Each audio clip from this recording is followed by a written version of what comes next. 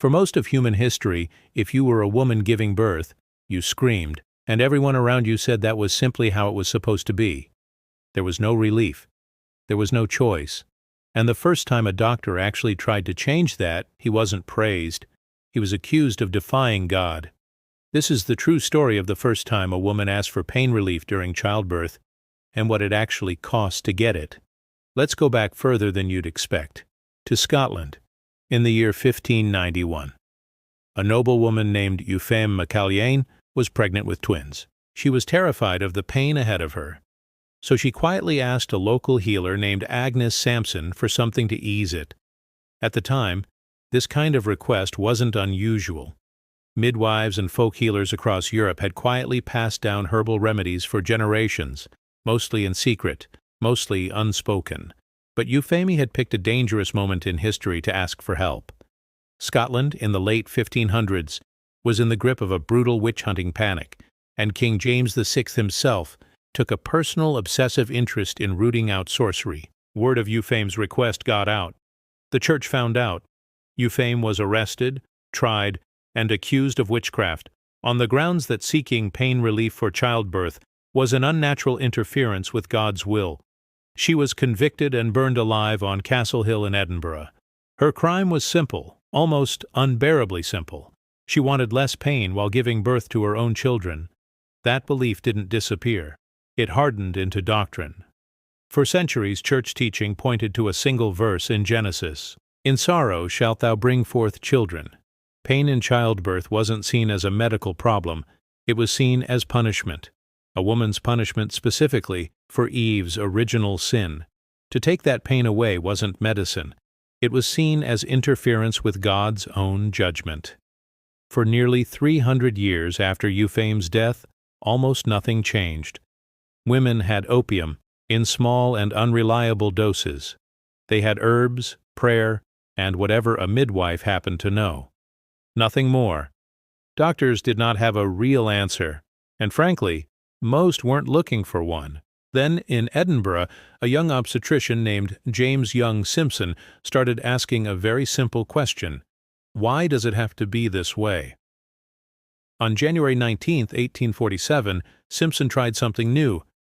He administered diethyl ether to a woman with a badly deformed pelvis to help ease an extremely difficult delivery.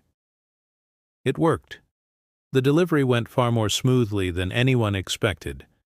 But ether came with real problems. It irritated the lungs badly. It smelled awful, sharp and chemical, and patients often found it genuinely unpleasant to breathe in. It also acted slowly, sometimes taking long, tense minutes to take effect, minutes that felt endless in an already frightening delivery room. Simpson wanted something faster, something gentler. He wasn't satisfied, and he wasn't the type of man to simply settle for good enough. Here's the part almost nobody expects. He found it completely by accident at his own dinner table. Simpson and a few close colleagues had made a habit of testing new chemical compounds together in the evenings, purely out of curiosity, almost like a party game, sniffing small amounts of unfamiliar substances just to see what happened. One night, one of them suggested trying a heavier, sweeter-smelling liquid called chloroform. They poured it out, inhaled it together, right there at the dinner table, laughing as they did it. Within moments, every single one of them had collapsed, unconscious, straight onto the floor. When Simpson woke up sometime later, disoriented but unharmed, he didn't panic. He got excited. He just experienced firsthand something faster acting and far more pleasant than ether. And almost instantly, he understood exactly what it could be used for. On November 8, 1847, Simpson tested chloroform on a real obstetric patient, a woman who had suffered through an extremely difficult labor before. He administered it carefully. Roughly 25 minutes later, her baby was born.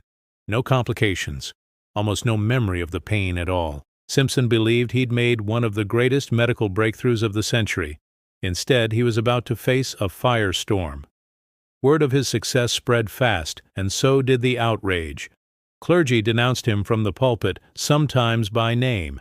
Newspapers ran furious editorials, some mocking him, some genuinely calling his work dangerous and sinful. Simpson was accused, publicly and repeatedly, of trying to help women escape a punishment that God Himself had ordained specifically for them. Critics quoted Genesis at him constantly, insisting that to numb the pain of childbirth was to directly defy Scripture itself, to rewrite a divine sentence that had stood unquestioned for thousands of years. It wasn't only religious leaders either. Many doctors turned against him too, for reasons that sounded more clinical, but weren't much kinder in practice. Some argued that a woman's screams and visible pain were medically necessary, somehow helping her body labor correctly, as though suffering itself were part of the machinery of birth. Others pointed to isolated reports of patients dying under chloroform, deaths that were real but rare, and used that fear to argue the entire practice was reckless and unproven. A few even claimed that a woman who felt no pain during delivery would somehow fail to properly bond with her own newborn child, an argument with no real evidence behind it at all, but one that carried enormous weight in a society already looking for reasons to say no. Simpson refused to back down. In December of 1847, he published a pamphlet titled, quite directly, Answer to the Religious Objections. In it, he made a striking argument. He went back to the original Hebrew text of Genesis itself. He pointed out that the word translated as sorrow didn't necessarily mean physical pain at all. It could just as easily mean labor or toil in the broader sense. His argument was bold, and it was controversial, but it gave frightened, hurting women something they'd never had before: a doctor willing to fight for them publicly. If a woman burned alive for asking this same question 250 years earlier doesn't make you angry, wait until you hear what happened to the women who spoke up next. That same year, in Cambridge, Massachusetts, an American woman named Fanny Appleton Longfellow became one of the very first in the United States to use anesthesia during childbirth. She was married to the famous poet Henry Wadsworth Longfellow. Afterward, she wrote words that would later be quoted for generations. She called it the greatest blessing of the age, and said she was glad simply to have lived long enough to see it arrive. If stories like this make you want to know what else history conveniently left out, hit subscribe right now. We dig up exactly these kinds of buried stories every single week. For 6 more years, the argument raged on, in newspapers, in medical journals, from church pulpits across 2 continents. Simpson kept fighting. Women kept asking, quietly, for relief that was still treated as scandalous to even request. Then, in 1853, everything changed almost overnight. Queen Victoria was pregnant with her 8th child, a boy who would be named Leopold. She made a decision that shocked the entire country. She requested chloroform for the birth. A physician named John Snow, the same doctor who would later become famous for tracing a deadly cholera outbreak to a single water pump, administered it personally. The birth went smoothly. Victoria later described the relief as soothing, delightful, and beyond measure. She had one word for it in her own diary. She simply called it blessed. Overnight, the moral argument collapsed.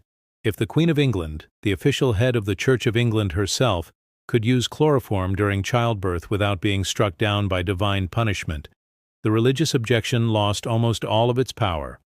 In 1857, Victoria used it again, for the birth of her 9th child, Princess Beatrice. The stigma that had taken centuries to build began dissolving within a matter of years. So here's the twist most people never learn from this story. It wasn't purely medical science that ended 2.5 centuries of forced suffering. It was one queen's diary entry. Today, pain relief during childbirth is so normalized that most people never even think to question it. Epidurals, spinal blocks, and modern anesthesia are standard options in hospitals across the world, offered as a routine part of prenatal planning rather than a scandal whispered about behind closed doors. And yet, echoes of that same old argument still exist. Quieter now, dressed in different language, but not entirely gone. Some modern movements still frame unmedicated birth as somehow more virtuous, more natural, more truly maternal, language that traces back, whether people realize it or not, to that exact same Victorian-era belief that a woman's suffering proves something meaningful about her character. It's worth noticing how long an idea can survive, even after the religious argument underneath it has completely faded away. Think about the full arc of this story. A noblewoman burned alive in 1591 for quietly asking a healer for relief. A doctor accused of blasphemy in 1847 for offering that same relief anyway, 250 years later. A poet's wife in Massachusetts who called it the greatest blessing of her lifetime.